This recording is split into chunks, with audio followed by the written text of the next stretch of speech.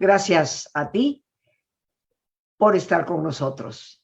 Saber para servir. El estrés, queridos amigos, es definitivamente una bomba de tiempo. Un mecanismo tan antiguo, tan importante para nuestra propia supervivencia, pero que muy desafortunadamente se ha convertido en eso, una bomba de tiempo para nuestra salud y por lo tanto para nuestra calidad de vida, diría yo, para la vida misma. ¿Cómo es que un mecanismo natural de supervivencia que nos ayuda a correr o luchar para salvaguardar la vida se ha convertido en este desastroso enemigo? Trabajando precisamente con el tema de estrés y habiendo dado asesoría a compañías farmacéuticas, siendo asesora de una de ellas en Suiza, he estudiado profundamente el tema. ¿Qué nos causa estrés? Ciertamente que tendríamos que entender en qué consiste y lo vamos a explicar dentro de un momento. Pero hoy en día sabemos definitivamente que hay ciertas situaciones que por naturaleza nos van a estresar, algunas de las cuales podemos manejar corriendo o luchando, otras que desafortunadamente no se puede. Y en la escala del estrés, lo que nos causa mayor estrés y tensión es la muerte de nuestra pareja. Esto acumula una enorme cantidad de puntos dentro de la escala de lo que es el estrés. De igual forma, el divorcio, la menopausia, sobre todo cuando nuestras actitudes rechazan la idea de que el tiempo avanzó, la separación de la pareja, el encarcelamiento, la muerte de un familiar cercano, la enfermedad o incapacidad. El matrimonio mismo nos causa estrés. El perder un empleo, el reconciliarnos con la pareja, el retiro, la jubilación, el cambio de la salud en un pariente cercano, el trabajar más de 40 horas por semana, el embarazo, los problemas sexuales, ciertamente la llegada de un nuevo miembro a la familia, el cambio de rol en el trabajo, cosa que hoy tan frecuentemente ha sucedido. Cuando empresas reducen personal, parecen cargarle el trabajo por entero a otros. Cambio en el estado financiero, el fallecimiento de un amigo o una persona cercana a nuestra familia. El cambio en el número de discusiones con nuestra pareja. El tener una hipoteca o un préstamo bancario. Problemas con esa hipoteca o con ese préstamo bancario. Dormir menos de 6 horas, mucho cuidado, queridos amigos. Cambio de responsabilidades en el trabajo. Problemas con la familia política o con los hijos. Un logro personal sobresaliente, algo que de repente llega a nuestra vida en lo que logramos una nueva meta. Nuestra pareja empieza o deja de trabajar. Comenzar o terminar la escuela. Cambios en las condiciones de vida, una remodelación en la casa, tener visitantes ahí que normalmente no están. Cambio en hábitos personales. Una alergia crónica. Problemas con nuestro jefe en el trabajo. Cambio en el horario o en las condiciones de trabajo. Cambio de residencia. Los síndromes premenstruales. Cambio de escuela. Cambio de actividad religiosa. Cambio en actividades sociales. Un préstamo menor. Cambio en la frecuencia de reuniones familiares. Las mismas vacaciones. época de vacaciones navideñas, una infracción menor en la ley. He querido detenidamente compartir con ustedes y leer esta lista que está establecida desde el punto de vista médico en la escala del estrés, desde los que nos producen mayor cantidad de estrés hasta lo que nos acompaña casi cotidianamente. Cambio. Porque es ante el cambio precisamente que se enciende este poderoso mecanismo llamado estrés. La palabra estrés, queridos amigos, viene desde el siglo XIX. Se inventó originalmente en el idioma inglés y se refería estrictamente a lo que es el desgaste en las partes de una máquina. La revolución industrial cobró su auge, su apogeo, precisamente en esa segunda mitad del siglo XIX. Y las personas empezaron a percatarse de que ninguna máquina es para siempre. Y cuando se detenían, empezaron a observar que había partes de la máquina que se habían desgastado. A ese desgaste de las piezas le llamaron estrés. Las piezas estaban desgastadas, estresadas. Pero ahí es cuando se inventa esa palabra. Posteriormente, ya a principios del siglo XX, el doctor Cannon, posiblemente padre de la fisiología moderna, empieza a hablar del estrés en el cuerpo humano y cómo ciertamente ante diversas circunstancias nuestro cuerpo se va desgastando. Y como toda pieza que se desgasta, eventualmente puede romperse. Sin embargo, no fue él el que utilizó ese desgaste como tema principal de su investigación. Es hasta el doctor Hans Selye, médico húngaro, que dedica prácticamente toda su vida al estudio de este fenómeno natural.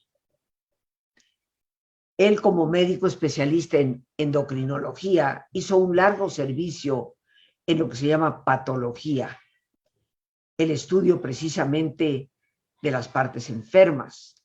Cuando hoy, por ejemplo, alguien tiene un tumor de tipo canceroso o sospechoso de serlo, ese tumor o esa biopsia que se extrae del cuerpo se manda con un patólogo para que lo revise y pueda detectar si efectivamente es maligno o no lo es.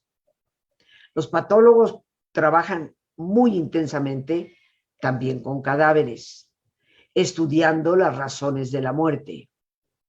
Y el doctor Hans Selye observó durante su servicio en patología que independientemente de la causa de muerte de la persona, hubiera sido por un infarto súbito, repentino, o hubiera sido consecuencia de un largo proceso canceroso, hubiera sido una persona con una larga historia de medicamentos, o hubiera sido alguien que no estaba tomando medicamentos, hubiera sido un problema pulmonar o renal o cardíaco o del que fuera, independientemente de la causa fundamental de la muerte, había ciertos signos en los cadáveres.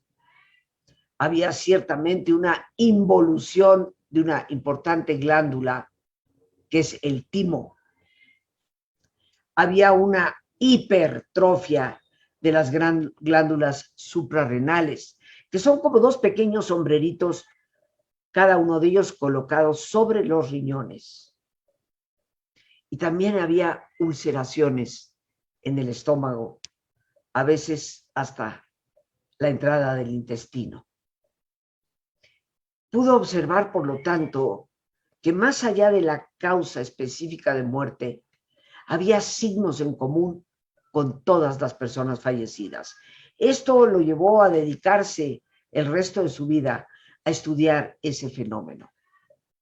Hizo una enorme cantidad de experimentos y logró darse cuenta que cuando una persona vive bajo un estado tensional crónico, se va a generar ese desgaste, esa involución en la glándula timo, muy importante para el sistema de inmunidad, esa hipertrofia de las glándulas suprarrenales que están colocadas encima de los riñones y que tienen que ver con un derrame hormonal que también perjudica al sistema de inmunidad, y finalmente con úlceras en la parte digestiva, producto de un nivel de acidez alto.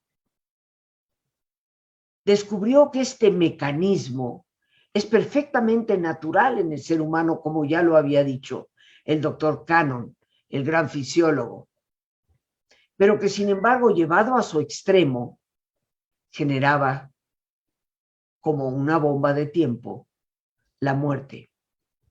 Hans Selye llamó al estrés síndrome general de adaptación, porque se dio cuenta, queridísimos amigos, que es un mecanismo que de forma natural se enciende cuando tenemos que enfrentar algún tipo de cambio. El cuerpo trata de compensar y de esta manera genera una derrama hormonal que nos ayuda precisamente a correr o luchar. Cuando utilizamos esas hormonas adecuadamente, el cuerpo vuelve a equilibrarse. Un síndrome es un conjunto de síntomas. Él se dio cuenta que había un conjunto de síntomas como respuesta a los cambios. General porque aparecía en todo el cuerpo. Y de adaptación precisamente porque se enciende ante la necesidad de adaptarnos a una nueva circunstancia. Este mecanismo de supervivencia que ha hecho posible que sobrevivamos como especie, porque si algo tiene de fantástico el ser humano, es esa capacidad de adaptación. ¿Cómo es que se convirtió en tan terrible enemigo? Y la respuesta, indudablemente, creo que casi todos la podemos deducir, es precisamente el hecho de que vivimos en una época, desde hace más de 100 años, al inicio del siglo XX, si no es que desde la segunda mitad del siglo XIX, una época de constantes cambios. No acaba de cambiar una cosa cuando vuelve a cambiar. Lo vemos hoy en día con algo tan sencillo como los teléfonos celulares, donde cada vez el modelo nuevo ofrece una exigencia de adaptación para volver a aprender ciertas funciones. Hoy ya casi nadie perdura en un trabajo 30, 40 años. Los jóvenes hoy cambian de trabajo cada tantos meses. Constantes medios en que nos encontramos que nos exigen esa adaptación y el cuerpo obviamente se desgasta, lo cual nos lleva a correr ciertos riesgos. Pero será muy importante, queridos amigos, que entendamos cómo funciona el estrés en nuestro cuerpo para comprender la urgente necesidad que tenemos de poder manejarlo. Porque al estrés no se le puede eliminar. Eliminar el estrés es tanto como decirte que te quites un mecanismo de supervivencia de encima, lo cual sería absurdo, gravísimo e imposible. Pero tenemos que aprender a manejar esa respuesta tan automatizada que da nuestro cuerpo ante las situaciones que enfrentamos. ¿Cómo es que funciona el estrés? Y yo me voy a permitir compartir contigo, pues, una especie de metáfora, una analogía, para que podamos entender mejor en términos sencillos cómo esto trabaja en el interior de nuestro cuerpo. Imagina por un instante que estás en el balcón de tu departamento, admirando uno de esos días de claridad en el Valle de México, sin bruma, sin smog, con un cielo azul, donde podemos ver las montañas, tal vez para algunos en ciertas zonas, la silueta del Popocatépetl y el Iztaccíhuatl. Inhalas profundamente y de repente empiezas a oler humo, para darte cuenta que unos cuantos pisos abajo de ti hay un incendio en el edificio. Empieza a salir humo por la ventana de ese departamento. ¿Qué vas a hacer tú ante esto? Ciertamente llamar de inmediato por teléfono a la operadora de emergencia para decirle que en tal calle, entre tal y tal, hay un incendio y que urge la ayuda. A través de ese teléfono te comunicaste con esa operadora y esa operadora va inmediatamente a proceder para enviar pues dos cosas muy importantes ante un incendio. A los bomberos, indudablemente, y también alguna ambulancia, para que en el caso de haber heridos o intoxicados con humo, se les pueda definitivamente atender. Así que tú, al darte cuenta que el elevador del edificio está detenido o que las escaleras están llenas de humo y ya no puedes bajar por ahí, proteges tu casa tal vez con una toalla húmeda al borde de la puerta, esperando que llegue la ayuda. Eventualmente llegará. Tal vez si la estación de bomberos está cerca, lo hará rápidamente.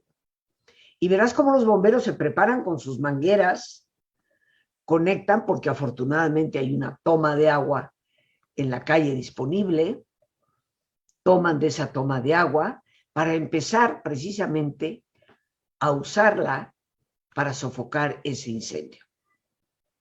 Te das cuenta cómo los bomberos entran y salen del edificio, sacando en algunos casos a personas intoxicadas con humo que están en ese mismo piso del departamento o en el piso inmediato, inferior o superior, y te das cuenta que entre la gente que sale está tu comadre, que vive en el mismo edificio que tú.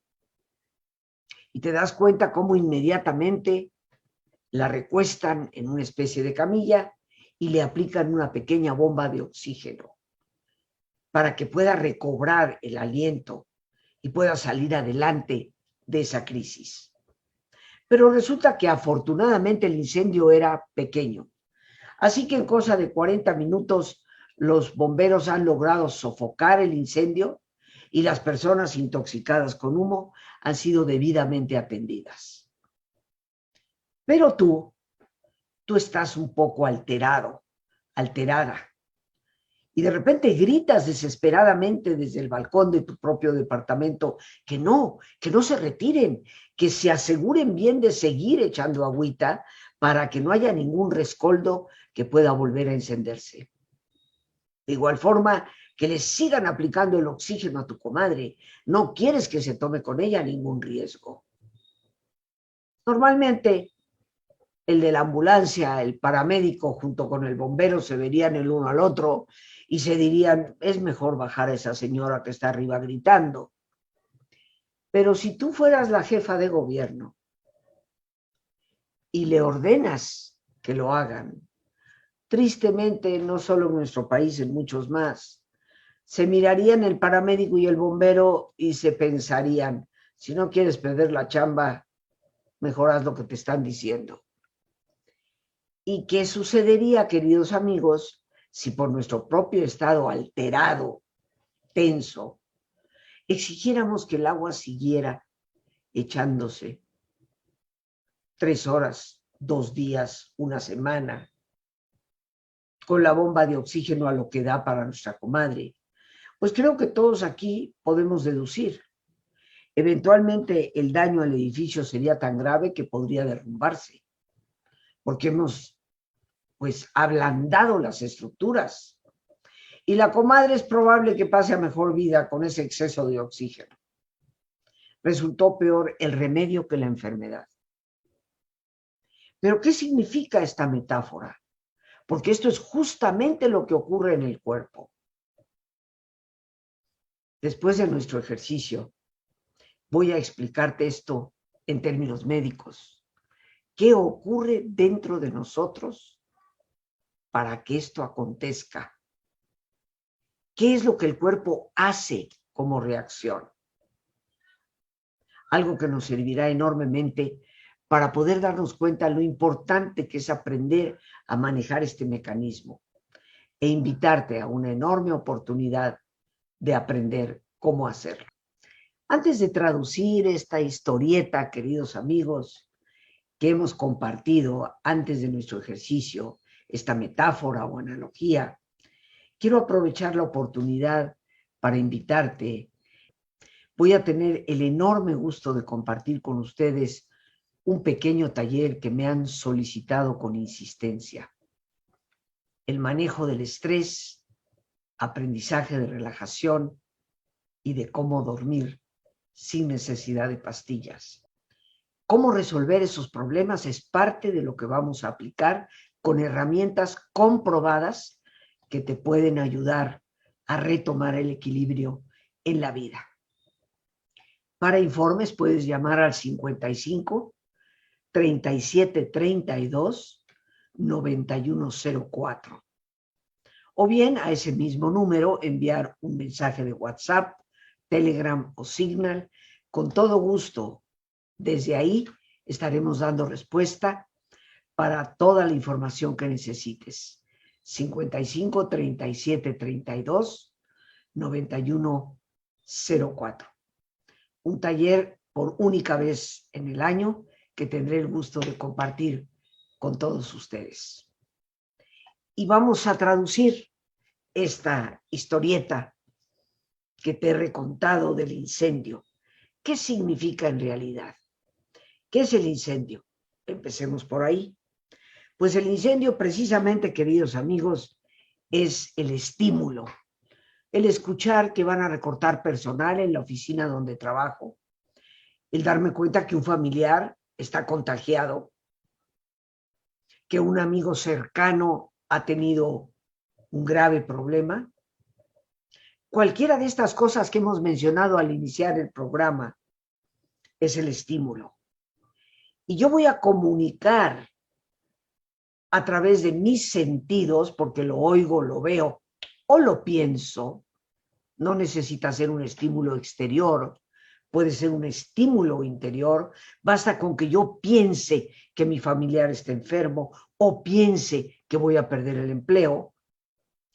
Esos sentidos internos o externos serán el teléfono a través del cual me comunico con la operadora central, que es mi cerebro. Y en el cerebro una glándula importantísima. La operadora se llama hipotálamo, que regula precisamente nuestra capacidad de responder ante los cambios.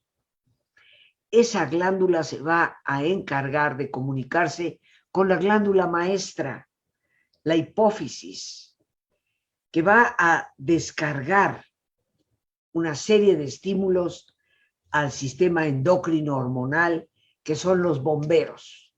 Todas nuestras glándulas se alertan, pero también esa operadora central alerta a las ambulancias, que son el sistema nervioso autónomo, ese sistema nervioso que inerva todos nuestros órganos. Así pues, ante un estrés, tenemos a todas las glándulas alteradas y los órganos sobreestimulados. ¿Qué es el agua que van a requerir los bomberos? Pues ciertamente que antes de llegar al sitio necesitan proveerse. Y esas son las glándulas suprarrenales. Le van a proveer las hormonas necesarias para reaccionar. Y hay dos hormonas fundamentales. ¿Te recuerdas? Los bomberos necesitan agua para apagar el fuego, las ambulancias oxígeno para atender a los intoxicados. Esa agua es el cortisol y ese oxígeno es la adrenalina. Por lo tanto, cada vez que tú recibes un estímulo, tu cerebro alerta al sistema nervioso autónomo, al sistema endocrino hormonal, hace que las glándulas suprarrenales segreguen una mayor cantidad de hormonas y de esta manera reaccionamos ante lo que nos está sucediendo. La adrenalina te dará energía para en ese momento tomar una decisión, correr o luchar. Y el cortisol para mantener esa carrera que tristemente a veces mantenemos durante casi toda la vida. Pero obviamente todo por servir se acaba y ese desgaste puede llevarnos a serios problemas de salud. ¿Por qué? ¿Cómo se afecta el sistema inmunológico a través de esto? Esto lo tendremos ya que platicar en otro programa, porque el tiempo se nos ha terminado. Espero que muy pronto me des la oportunidad de servirte. Por hoy, las gracias a Dios por este espacio que nos permite compartir.